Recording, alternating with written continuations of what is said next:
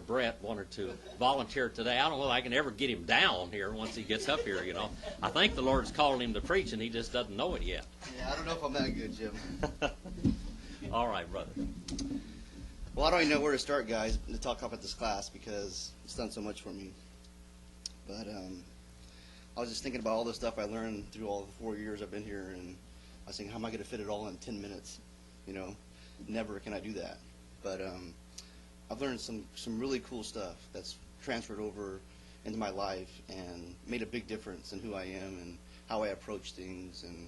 And this class is a big reason because of that. I feel I've learned as much in my 4 years of college as I have in here. Probably more in here. And I feel like the information in this classroom is more valid than the stuff I get taught at school. But like some of the stuff that I've learned that I thought was so important was how you can see from the Old Testament into the New Testament and how God fulfills His promises. And like there's so much confusion out there in all the churches, and some people don't know the truth. They really don't. And it's so cool that we have a class like this with a guy that's as dedicated as Dr. Jim, who can give us the information. Because there's so many questions that people have that I would always want to answer, and it seems like no matter how much I read or what I did, I could never answer them for them. And that kind of like concerned me, So one day, I lost all my stuff, my material stuff, and I said, everyone's been talking about the Bible in my life, and I don't know hardly anything about it. So I started reading it. I read it 27 times front to back. Never stopped. Every day I'd get up, I read three pages basically, three whole passages, and I got through the whole thing. And years later, I ran into Bill, and I was upstairs, and I was just I'd go to church, and for a while there, because I read the Bible so much that when Roger would speak, and he always does a great job, of course, but I would always know what he's going to say at the end. It's like I knew the story, and I go, I just need something more, a little bit more, And Bill's like, oh, I know this guy, Dr. Jim, he knows Greek and Hebrew. And I was thinking, well, that's pretty cool, And like I said, I was thinking I could teach this guy something. But I was really wrong, So me and Bill, we messed around up there. He was an usher, and we talked a lot. And, we talked about all kinds of stuff. But he finally got me to come to class. And I think that first day I came, you had an IV. You were sick, and I think you had a substitute the first day I showed up.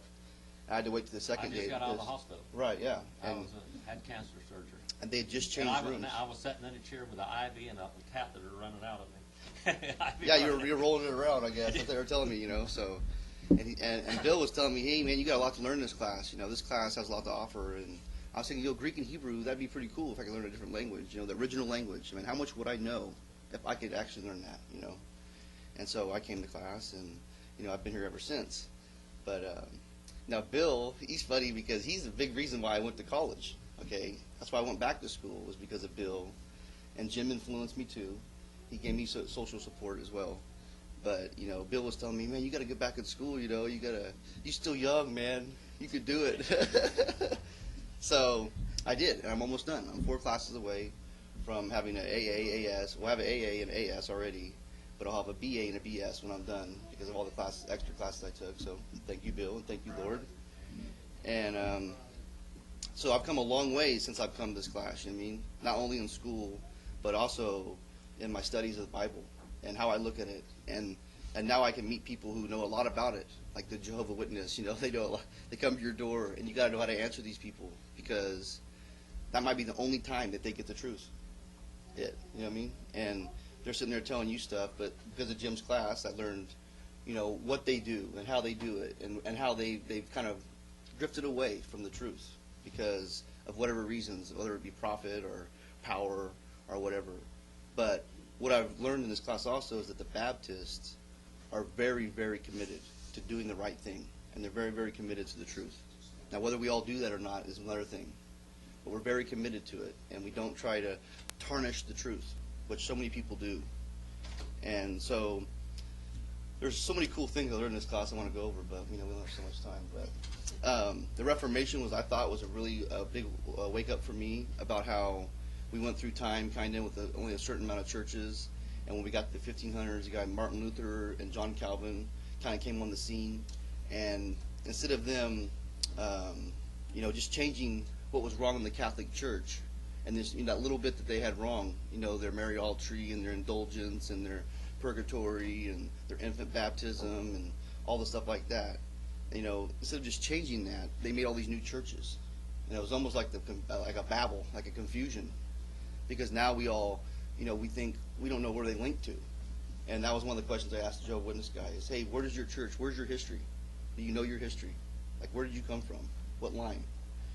And because then I learned there's a Roman and then a Latin, Catholic part of it, right? That's right. Greek and Greek and Latin. Western and Eastern. Okay, and so these are all like cool things for me to learn because like it kind of put the pieces together, and so that transferred into a whole bunch of things because after I learned kind of the more of the truth about the Lord and the Word from this class, I was able to apply it to my life.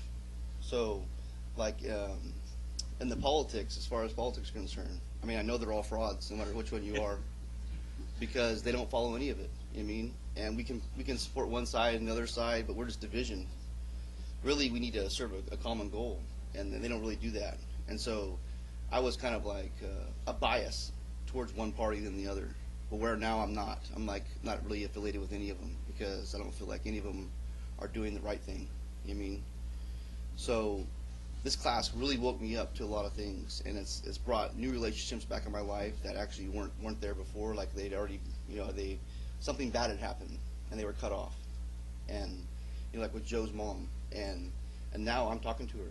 Like things are pretty cool. We're friends. We talk to each other almost every day, and we, maybe just for a few minutes, but we're in contact with each other, and that's not that big of a deal. Maybe for some because you talk to his kid's mom, but for me, it was a big deal because we've got all this turmoil, and finally, like, it got put away, and, like, I was kind of set free, so it really felt good to be not a part of the old, but part of the new, the new part that I learned, and, I don't know, there's just not enough to say about this class. It's like, there's so much stuff I learned, it's incredible. I could sit up here for hours and hours and hours and talk about what I've learned in this class and how much value it has, and why all the seats aren't filled, I have no idea.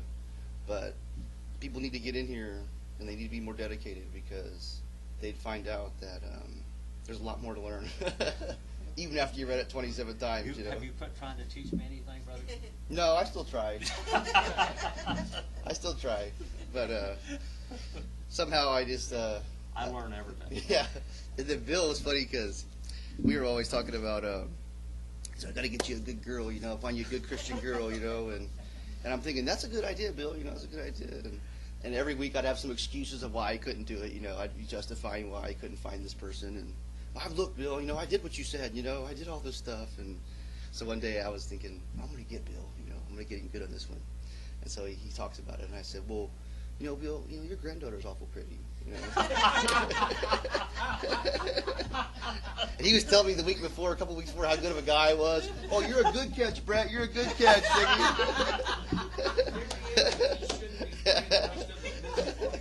So I said, well, that's a good punchline. Yeah, why don't I date your granddaughter? He's I was like, well, what happened to all the good stuff, Bill?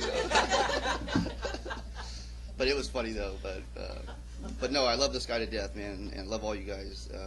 I'm thankful for you guys being in my life, and I have this class because it's really important to me to come here, even though sometimes I'm not here. But, did it help you learn in the secular world? Oh yeah, big time. But it made it harder in some ways too, because I was constantly fighting. Like I knew it wasn't that way, but I had to kind of go along with it, and I still do in some of these classes. You learned you have to just go on. Yeah. When you go to college, you got to tell them what they want to know, but you can know the truth too. Yeah. And you might just salt and pepper it here and sprinkle and pour it and a little immerse it now and then. Thank you, brother. Yeah, I learned a lot too in all the books that you gave me. The Bible 8 Ages by L.D. Foreman and J. Lewis Guthrie, I think, yeah. Dr. J. Lewis Guthrie, and I can't. Trail of Blood. Trail of Blood is one of them. Yeah, by Dr. Carroll, right? Yes. What was the name of the book for J. Lewis Guthrie? I forget the name. Christ and Creation. Yeah, that's a heavy book. But all that stuff. Yeah. But you guys, thank you. And Thank you. this class means Thank a lot you for for me. getting up there. I told you he was going to be a preacher, didn't I? Jim, you can't get much higher praise than that. Huh? You can get much higher praise than that. And Well, before we get started, can I first thank you for this? I'm just Answer to prayer. an answer to prayer. 20th chapter, Matthew. Katamathion. Katamathion. The 20th chapter of the book of Matthew. Brother Brett, thank you very much for your testimony. That the people out there can see, and it's you have learned so much in this class. When he first came in here, I tell you what, I just couldn't hardly shut him up. He's trying to teach me, and I was trying to teach him, but now he learns. He told me something here a while back that just absolutely just thrilled me. It flabbergasted me. He said, I think you are so knowledgeable history and economics and politics and everything else. He said, I think if you didn't tell the truth, God would make it the truth. He said, because everything you've ever told me was the truth. He said, just like it is, I tell people to go research it. You don't believe me, just go look it up. Just go look it up. Jim, I'd like to say something. Yes. My brother-in-law was a Jehovah's Witness, Connie Glass, everybody knows him. For 50 years, we've both... Come up here. Please, please. They can't hear you. I didn't want to do that. I know that. Watch all the cords and everything. They can't hear you back there. All right. All right. My brother-in-law was a Jehovah's Witness, and for 50 years, when we would go to church and come home, we would just get the argument all the way home how everything was not right, and he, try to push his Jehovah's Witness on you. And finally, I just give up. I thought, all I can do is pray for him because I don't want to fight. And we came into this class, and bless Jim's heart, we told him about Connie, and then we kind of just kept it under. And he worked on Connie. I could tell every week that he would say things to make 3 and 1 and all this stuff. And answer to prayer, my brother-in-law is a Baptist now. And I thank you, Jim, so much. Well, all you do is we prayed for him every class, and I preached the word, and the word did the job. You preach the word. Preach the word. That's it. Preach the word. This has been a real good class so far, and I haven't said hardly anything. You people did. All right, 20 and verse 1. Matthew, katamathion, the gospel according to Matthew. Katamathion is Greek.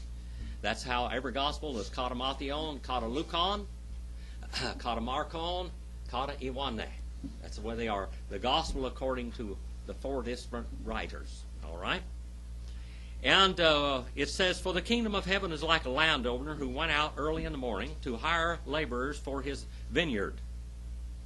And when he had agreed with the laborers for a denarius for the day, now the denarius there, just forget that, okay? Because that's not in modern language. That means a day's wages.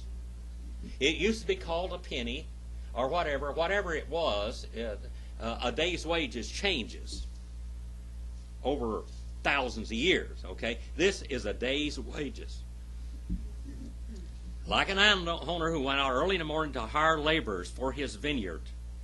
And when he had agreed with the laborers for a day's wages for that day, he sent them into his vineyard. And he went out early in the morning. Now, here's the clock. The Jewish clock calendar begins at what?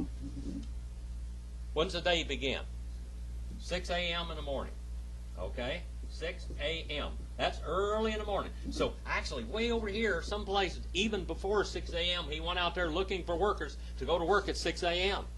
So he went out there. So now we're talking about 6 a.m. in the morning, okay? 6 a.m. in the morning. And then he went out at the 3rd hour. 1, 2, 3. What time is that? 9 a.m.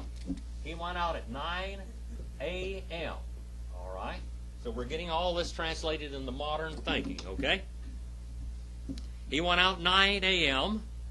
and saw others standing idle in the marketplace. This is where you want to hire people back then. the boss would go out there and he'd hire people. He'd look at somebody and say, I think he'd make a good worker, you know, and whatever. But they're standing idle in the marketplace. And to those he said, you go into the vineyard, and whatever is right I will give to you. And so they went. Whatever's right, whatever's fair, I will give to you. Now, this is a parable. Okay? A parable. And this parable has a double meaning. One meaning is these people are a different group than what the first group is different than the second group, okay? The first group that's talking about here is Israel. The second group is talking about the Gentiles, all right? And in another way, it's talking about all people that have come to the saving knowledge of God, okay? So now get this underneath your foundation, get this under your feet, so that's what we're talking about. We're talking about a double meaning. This one is a complicated parable, all right? It's talking about Israel, it's talking about the Gentiles, and it's also talking about all of the people that are saved by grace only, okay? And to those he said, you too go into the vineyard, and whatever right I give you, and so they went. Then again he went out in the 6th hour, and the 9th hour, and he did the same thing. So the 6th hour is what? 12 o'clock noon. All right, 6 hours from that. And then at the 9th hour is what? 3 o'clock in the afternoon. All right? Now these dudes here are working how long? From 6 a.m. and coming all the way up to noon, and now we're going over 3. Matthew, the 20th chapter, Katamation, workers in the vineyard. And he went to the 6th hour, on verse number 5, and he did the same thing. And then in the 11th hour, what is that? What's the 11th hour? What? 5 o'clock p.m. So he goes out at 5 o'clock p.m. How long are these guys going to work? 1 hour. Okay? So we got all this figured out now. And he went out and found others standing. He said to them, what have you been standing here idle all day long? And they said, because no one has hired us. And he said to them, you too go into the vineyard. And when 6 o'clock came, just 1 hour later now, when 6 o'clock came, got to get a drink of water.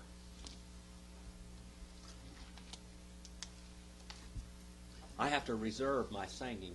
When Brother Abe, sometimes I got a little excited today with Amazing Grace and a few of those other things, and I sang too much, and my voice does not wear it. It doesn't last. I don't sing as loud as I want to, but I cut loose a couple of times. But it wears my voice out. I used to get preach 5 hours every day. I can't do that now, and I got to preach another hour after a while.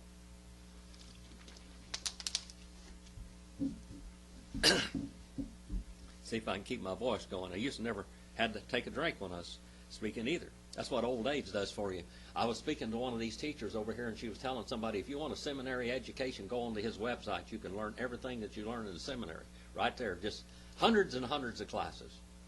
And she said, and you were young in those pictures. I said, yeah, that's when I was still a human being, back then. She said, you look, that's pretty young. Yeah, some of it goes back 40 years. And he said, because no one hired us, and he said to them, go into the vineyard. And when evening had come, the owner of the vineyard said to his foreman, call all the laborers and pay them their wages, beginning with the last group first. Now, I want you to go to Leviticus, the 19th chapter. Leviticus chapter 19 and verse number 13. Leviticus 19 and verse number 13. This is the law. This is the law. The law of Moses. All right? Now, Anna, would you volunteer to come up and read that for me, please? Hey, you've got a good translation there. And she's been coming up here for the last 12 or 13 years, I think, in my classes. All right, Leviticus 19 and verse 13. Do not defraud or rob your neighbor. Do not make your hired workers wait until the next day to receive their pay. Do not insult the deaf or cause the blind to stumble. You must fear your God. I am the Lord. All right. So it said, don't make your worker wait till the next day to pay him. How many of you, there aren't very many old people here, and not very many low-class people like I was. Well, them low Indians, you know, that came out here to California to get away from persecution in the Indian territory. They came out here and they were cotton pickers, and potato pickers, and pea pickers, and prune pickers, and peach pickers, and everything else. How many of you ever went out and picked cotton? Brother Bill. All right, brother. When you went out there and picked cotton, yeah, Marilyn, you picked cotton for 15 minutes, didn't you? She went out there and picked cotton about 15 minutes. She saw all them cotton pickers out there, probably me, and I went out there and it wore out real fast. She didn't want any more picking cotton. You had to pick a lot of cotton for 1 pound of cotton, I'm telling you right now. But you pick the cotton, and what do? When you take your cotton up there, and I used to go up there and, what was his name, that guy's name out there? Charlie Van Worth. When they'd come up there, I was a little old boy, I was about 6, 7 years old, and they'd say, boy, get up there in that cotton, dump that cotton in that trailer. And I'd have to climb up this tall ladder up there and dump that cotton. He said, now, boy, get in there and stomp that cotton down now. Stomp that cotton down. Don't you get out until you stomp that cotton down. That's a hard job. That's right. About as hard a job as a man can get. Right? Yeah. Well, I got back down. But when you got out there and they weighed your cotton, they paid you your money right there. Right then. And that's according to Leviticus. Did you know that? This is the law. Now, this is what this man was following the law. Now, this hired, you ought to tell your bosses that I want paid every day. That wouldn't work today, would it? All right. Pay them their wages, beginning with the last group first. So the last people that were hired came up there. All right? And when those hired in the 11th hour came and received the whole day's wages, a whole day's wages now. And when those hired first came, they thought that they would receive more, and also they received each one a day's wages. And when they received it, they grumbled at the landowner, saying, these men have worked only 1 hour, and you have made them equal to us, who have borne the whole burden of the scorching heat of the day. But he answered and said to them, friend, I am doing you no wrong. Did you not agree to work for me for a day's wages? Take what is yours and go your way, but I wish to give to this last man the same as you. Is it not lawful for me to do what I want to do with my own money? Or is your eye envious because I am generous?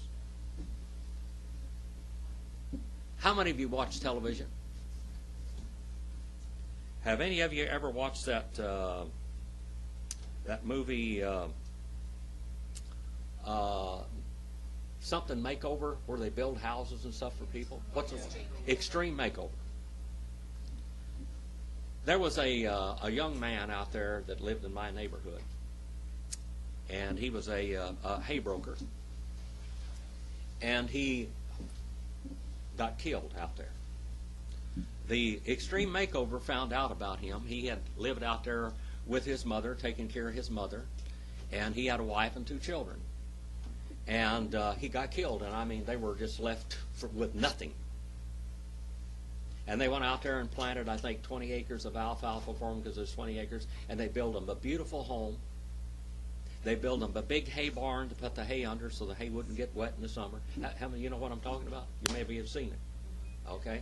They went out there and they put a swimming pool in and a little miniature railroad for the kids, you know, because they had lost their father. They wanted to do something to help them. That family was so envious of them, they hated them because somebody did something for them. They hated them. The family hated them. They was envious. They just hated them. When the mother-in-law died, she owned the property. And she gave that family nothing. They were thrown off of that property. Gone. All of their livelihood One child is still young. But the people ran in there, they went to court, they did everything because they were jealous. You mean them people, I watched that today. That's right. They're out of their home. They're out on the street, brother. They're living out there by Fairfax now. They got a place out there. She's trying to hold on and start a hay business. That place out there is no longer theirs. That was stolen from them. Belongs to their mother-in-law. Well, she's dead, and she left it all to the kids. Let's read that again. Now, maybe that will mean more to you. Is it not lawful for me to do what I wish with what is my own? Or is it your eye envious because I am generous? That's we see that in life, don't we? What is it? I talked about going over to the coast here a while back. I had all kinds of bad luck that time. I went over there and I had this guy, this illegal alien, ran into the back of the car, my car that I had bought that I was driving to the seminary with, and just almost totaled the car out. Hurt my ex-wife and everything, and I ended up. It wasn't enough, and it was going to take them 4 months, and I had to go to school. I had to buy another car, and it cost me $3,750 out of my pocket. They didn't give the guy a ticket. He was drinking. He reached down and got a bottle of whiskey and was taking the drink when he ran into her. He was an illegal alien. He had stolen the car. He didn't have a driver's license. He had no insurance. And they didn't even give him a ticket because they said they won't do anything with him. They'll just put him across the border and he'll just come back tomorrow. Nothing. I was out $3,750. I went down and I scrambled and got another car just like that one. It was just like it. They had one left on the lot at Wally Tucker Dotson. It was a Dotson A10, that way back yonder in those years, 1978. I got that one. I went over to an association meeting at Santa Maria. Walked in there, and I told you the story. I walked in there, and the speaker wasn't there that was going to speak, and they thought this other guy was up there, and he come up there, man, he turned white as sheet. I was praying for him. And then he came down there laughing at me, and he said, guess who's the speaker? And I said, brother, you are. He said, no, it's you. You got to speak for these 400 preachers with no preparation at all. Well, I did it. When I got through, went over there to Pismo or Avila, went out on the pier, took my brand new car with my ham radio in it and the antenna on it, and while I was out there fishing, somebody took some bait and just rubbed all over my brand new car, fish bait, and then stuck a dead fish on my antenna. And one of my deacons was there with me, and he says, Brother Jim, he said, why in the world would somebody do that? I said, he's one of Adam's kids. Adam's nature. We're all evil, aren't we? We are. We're all born wicked. A child comes forth from his mother's womb speaking lies, it said. That is. Basic human nature. What is the only thing that can change human nature? Jesus Christ. People need Jesus. They need to be saved. And then the Lord changes their lives. Now, Israel was very prominent. They are so proud today that they are God's only nation. America isn't God's nation. Russia isn't God's nation. China, Korea, nobody's God's nation. We, America, in God we trust. We try to say all this kind of stuff. We try to name the name of God. I remember one time reading a poem by Mark Twain. He wrote a poem one time during World War I. He said, oh, Lord, all of our enemies out there, kill all of them and make their wives orphans, or their wives widows and their children's orphans. And let them starve to death. And he's going on, he's talking about all of this. What we do in the name of God. So many times. Let us think what we really do, what really is going on with our lives. What is really Christianity? I read that poem. It jarred me because it made me think. It made me think. Israel is God's only nation that he's ever had. And Israel was God's bride, wasn't she? Israel was God's bride. But Israel became a harlot, didn't she? And a harlot is not worthy to be a bride, so God got a divorce. Did you know that God got a divorce? God got a divorce. God divorced Israel. He divorced her. She will never be God's bride ever again. But He will use her, and He will bless her during this period of time right here. When He came to her the first time, we saw we're going to look in all these parables, and this is one of the parables. God invited Israel to His wedding feast. Did you know that? God invited Israel to His wedding feast. When Jesus came, He offered the kingdom to Israel. But what did they do? They didn't want the kingdom, and they didn't want the king. They refused Him. All He wanted to do is show them what they were going to do. Why doesn't God just zap us up when we get saved and take us to heaven right now? Huh? What do you think about that for a while? How many of you have been saved 10 years ago, 20 years ago, 30 years ago, 40 years ago, 50 years ago? Saved. Why didn't God take you to heaven right then? You gotta help more people. Huh? You gotta help other people. God knew what you were going to do with your whole life, Brother Brett. Brother Roger, he knew what you was going to do with your life. Brother Abe, God knew everything that you were ever going to do, but you didn't. Did you? You didn't know it. Anna's been in my class for 12 or 14 years, quite a while now, a long time. You were in my class when I started taping on video. That was 12 years ago. A long time. We'd been through a lot of things together, through sicknesses and all kinds of stuff. We prayed for each other and all of that. God already knew in eternity past what everything we're going to do in life. But we don't. And everything that you do with your life affects other people's lives. No man is an island. Remember when Cain killed Abel? Remember that in the Old Testament there in the book of Genesis? You go way back there in the fourth and fifth and sixth chapter. You go back and you look at all of this and you look at that history. You know why it's there? That's for you. Cain knew what Abel was going to do, or God knew what Abel was going to do and knew what Cain was going to do before they were ever born. Because God is what? He's all-knowing. And what is a theological term for that? Omniscient. All right? He knows all these things. But for our sake, we get to live. He could zap us right up.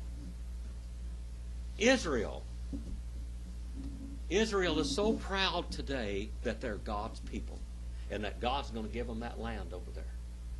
But remember, they're still living in open rebellion against God today. And God is just opening a little picture here. He just opened another door or another window and letting us look at another angle at Israel right now. Okay?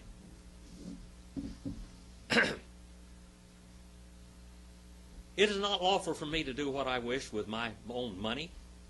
Is your eye not envious because I am generous? And then he said what? This is something that he's going to say several times in verse number 16. What does that say, verse number 16? The last shall be first, and the first shall be last. Think about that now. In this case, what is he talking about? What's he talking about now? He's talking about Israel, and he's talking about the church. Israel already blew it. I'm telling you, people, they will never recoup what they have thrown away. They will never be the bride of God. They will never be the bride. Never. They have thrown that away. Period. It's gone. But he's going to invite them to the wedding. But they're not going to come. They won't come. They won't come. Brother Bill, what are you doing? You want all that? Are you still wanting more biscuits and gravy?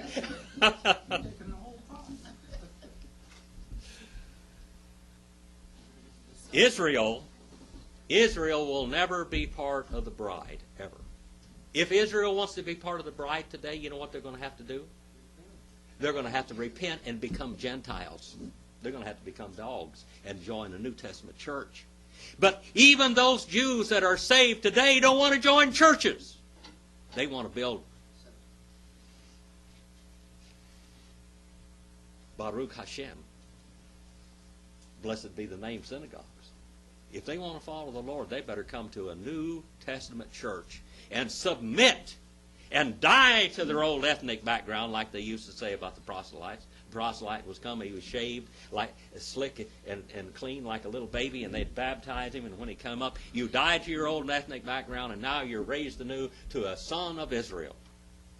Now the sons of Israel need to die to their old background if they want to be part of that bride, of that closest relationship of mankind that he'll ever have. And we live in that age today. You are so privileged.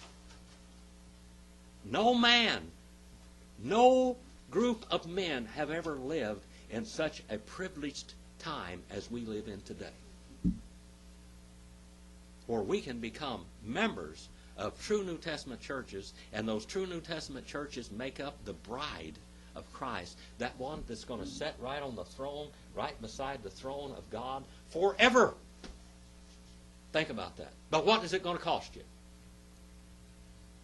Everything. Everything. It's going to cost you everything. It's going to cost you everything. Let's go back and look at some of the things here.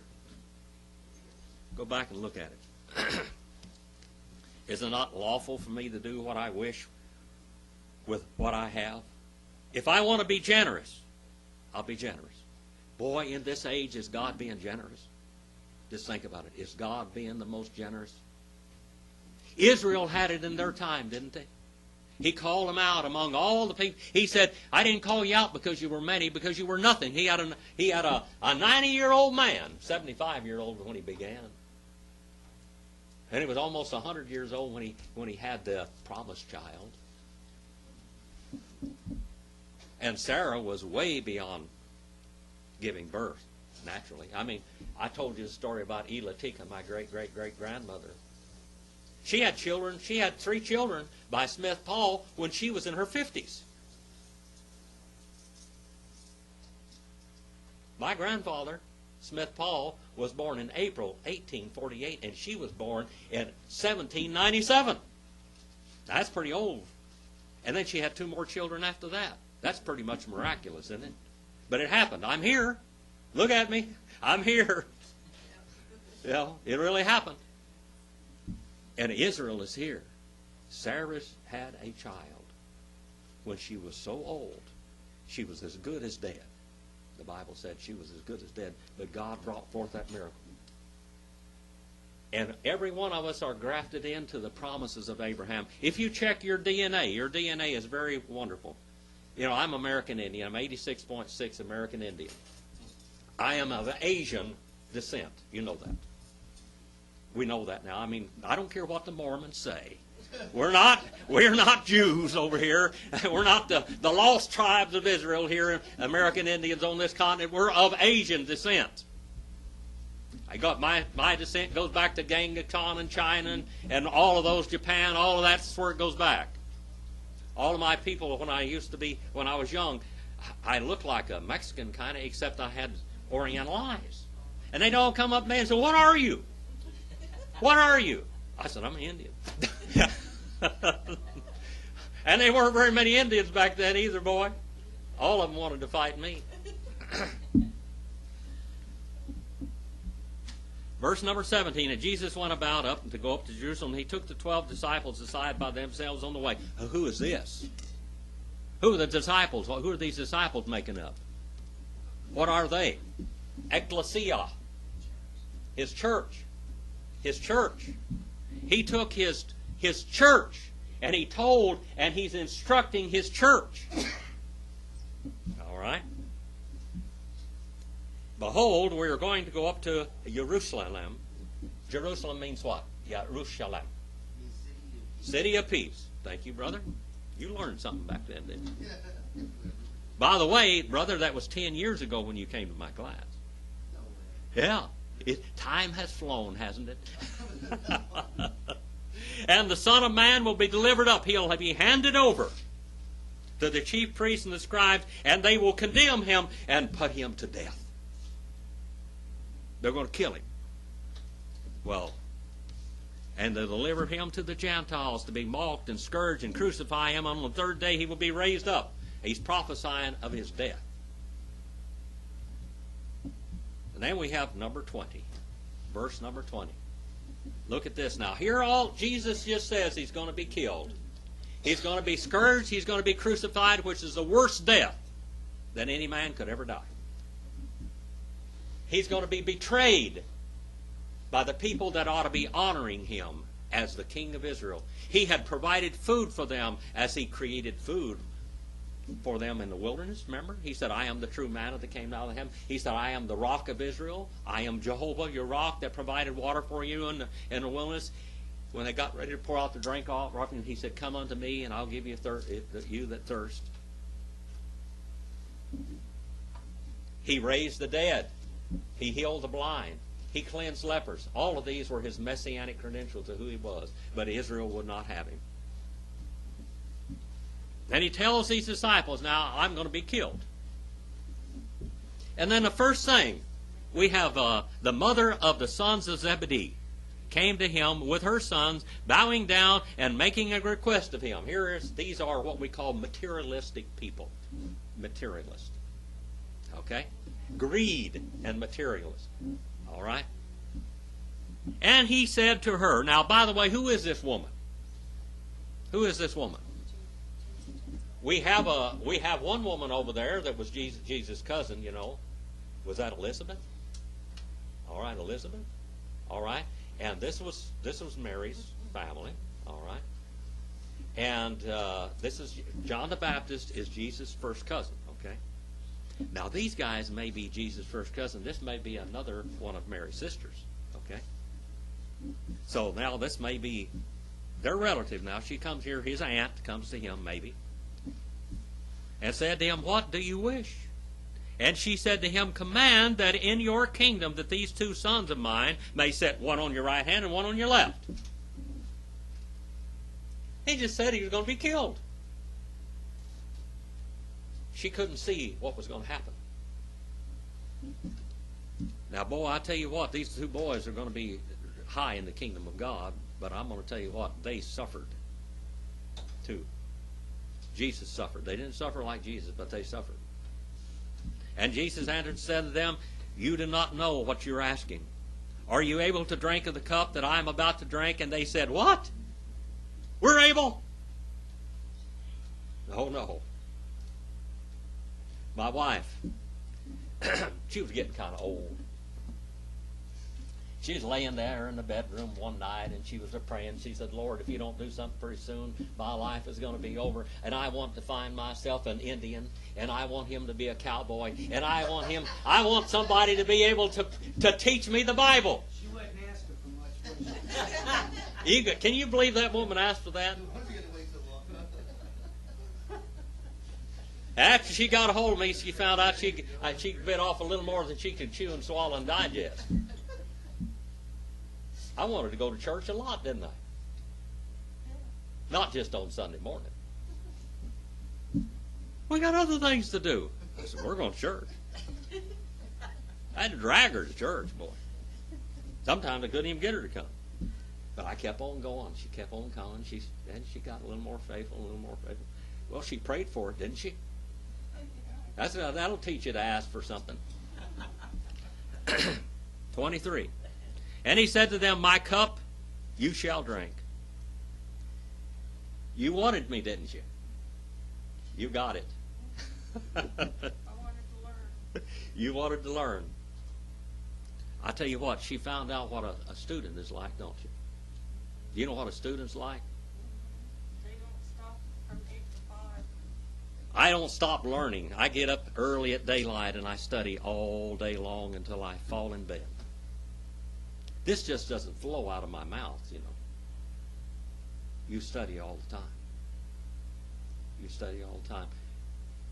If you want to be a student of God's Word, it's going to cost you everything. If you want to be a teacher of God's Word, it's going to cost you everything. That's it. That's what's going to cost you, everything. And he said to them, my cup you shall drink, but to sit on my right hand and on my left, that is not mine to give, but it is for those whom it is prepared for by my Father. Verse number 24. And hearing this, the 10 became indignant at the two brothers. Jealousy. Adamic Adam's sons. Well, like I told Brother Dale over there, I said, they're all related. That's Adam's kids. I'd rub that fish all over my car. I'd have hurried down and get it rubbed off as cutting through the paint. Brand new car. And I lost my other car over some thug. Now somebody's trying to tear up the other one. I went up to another preacher's meeting and somebody knocked a hole in my window and stole my radio. Oh, I tell you. And Jesus called them to himself and said, do you know that the rulers of the Gentiles lord it over you, and their great men exercise authority over them? It's not so among you. Whosoever wishes to become great among you, let him be your servant. And whosoever wishes to be first among you, let him become a slave. That the Son of Man did not come to be served, but to serve and to give his life a ransom for many. There was a man in history that was probably one of the most greedy, selfish, arrogant men that ever walked the face of God's green earth. His name was George Armstrong Custer. My great-great-grandfather and my great-uncle became scouts for him when he went down on the Washita River, and he killed all of Black Kettle's people.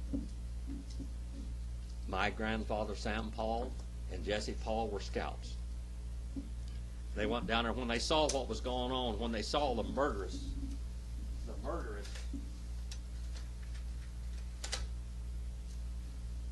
terrible debauch of justice. Sam Paul nearly beat a soldier to death with the butt of his rifle that was shooting down women and children, babies, gutting them. There was a man by the name of Miles Lorette. He ran away from home when he was really young, had a really bad thing happen, and he went and lived with one of George Bent's sons. And George Bent was Bent's fort. George Bent was married to a Cheyenne Indian girl, and he was really close to the Indians. Well, Miles Lorette went and lived with that group of Indians, and they lived in the Cheyenne Indian village. Well, he grew up and he learned to hunt and everything, and they adopted him into their family. And he fell in love with this Indian girl, and he was courting her and everything. He was trying to get enough horses to buy her.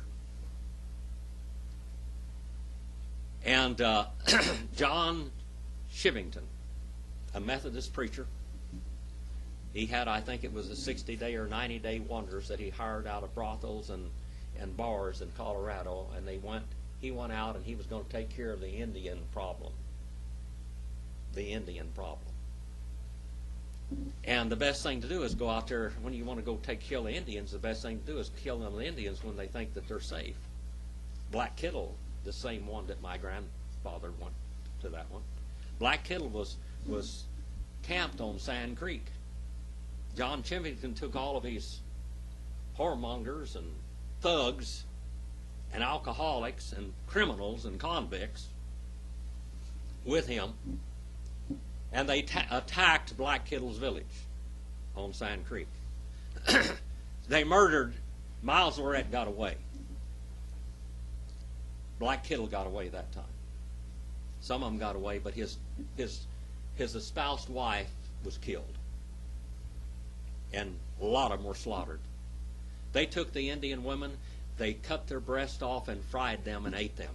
They split their heads open and ate their brains. They took their skins, and on saddles, they had McClellan saddles. This is history. This really happened. This happened to Miles Lorette's village, Black Kettle Village. All of you, some of you are cowboys. You've been around, Bill, you've been around as cowboys. Bill, do you know what squaw tits are? What? Squaw tits. Yeah.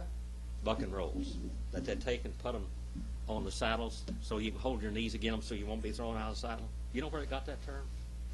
Right there at Sand Creek. Chivington, this is a Methodist preacher. His men went out there and skinned those women and took their breasts and filled them with straw and put them on the side of their saddles for bucking rolls. That's where that term came from, Brother Bill. That's where it came from. Miles Lorette went off. He didn't trust white people again. He was ashamed to be a white man. He lived among the Indians. He didn't know where they were trusting. Well, he got out there and the people were scattered here and there and everything else. And anyway, the government hired him as a scout again. And he went out there and they said, take all the Indians and tell them to go there on the Washita and camp on the Washita. Get Black Kittle because you're part of his family and everything. Get them all there on the Washita. So it was Miles Lorette that went and called them in and got them to camp on the Washita. And then here comes Custer. And he goes and hires my grandfather and my uncle to go and trail these wild Indians down. When they got there, they surrounded the village. How many of you have been to my home? Some of you. You know what that Hotchkiss shell is in my house? That Hotchkiss shell? Have you ever seen that Hotchkiss shell? It's an exploding warhead. He had Hotchkiss guns and he aimed them into the village. They're a shell about this tall, big bullet like this with an exploded warhead on it. And they shot them into the Indian villages and they killed all of those. And they scalped, the soldiers scalped Black Kittle and ravaged all of those people. And Miles Lorette got away again. He got away one more time. He was there. But those people never trusted him again. They thought he was a traitor because he had talked them to go in there. And Black Kittle was under a truce both times. When you want to attack somebody, you get them and you make them feel safe. And then you go and surround them and blow the bugles and start shooting. That's what happened. Custer's men hated him so bad. He'd taken them out in different places. He would take off hunting. He would be right on a campaign, and all of a sudden he'd see a buffalo or antelope and run off there with these dogs and these horses, run these horses to death after the animals, and he'd get lost. And then his men would be out here in hostile territory, and they're hunting for Daddy. All of them wanted to kill him. They hated him. Got him out there in Indian territory one time, and he got homesick and ran home and rode 2 horses to death so he could be with his wife and spend the night with her. And abandoned his men. They court-martialed him over that. And then they hired him up as Colonel, not General, Custer. And he went into the Little Bighorn. All of those men that were following Custer, they wanted to kill him. He was driving them to death, and he disobeyed every order when he went into the Little Bighorn area. He was supposed to wait for Crook, but he did not. And he attacked the village. And he cost 225 men their lives, and how many other divisions of men were killed. And Miles Lorette was one of the only scouts that lived through it all, and every one of them was praying for Custer's death. Cook heard the shooting, but wouldn't go over there. He said he got himself in a mess, let him get it out. He was 2 days behind. Crook was 2 days behind. Benteen, Reno. Benteen saved the day. Yeah, was it Reno that was listed? One of them. Reno, he sent Reno down there to attack one of them. He said, I'll be right behind you. And he went the opposite direction. Nobody could believe Custer. All he wanted was glory. There at the Washita, he left one man by the name of Elliott. His whole, one captain with all of his troops went chasing these Cheyenne to go and arrest them. Custer was so vainglorious to get into town and show the scalps and his trophies of war that he left that man there, and the Indians, the Cheyenne, surrounded him later and killed every man and scalped them and cut them up. What would you do to somebody that did this to your family? He just abandoned them. His soldiers never forgave him for that. Let's go on a little further. Greed. Adamic nature.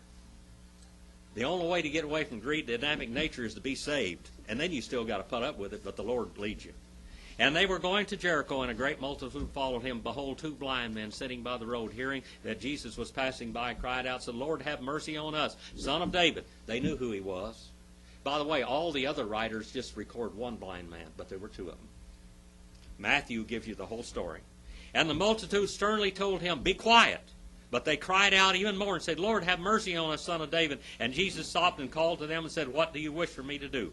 Who was the only man that ever healed the blind? Only the Messiah could. And they said to him, Lord, we want our eyes to be open. And moved with compassion, Jesus touched their eyes, and immediately they received their sight, and they followed him. They became disciples. They became disciples. We saw a story of the Adamic nature. The only way we can escape that Adamic nature is to call upon the Lord and ask him to save our souls. If you're caught up in false religion, God can take you out of that. Isn't that right, Linda? We prayed for Connie for a long time. He came to the class. He argued at first. Go home and argue with him. All of a sudden, he just shut up. You know why? Because the Word of God did its job. The Word of God does its job. Thank you for your attention today. Thank you, young people, for being here. We really appreciate that young man right there. We've been praying for him for 16 years. Brother Bill, are you going to come up here? I'll turn it over in your hands. Thank you. Go out and do something eternal today. Yeah. Abe is doing a good job. You're his sister? She's prettier than you are. You know, it never ceases to amaze me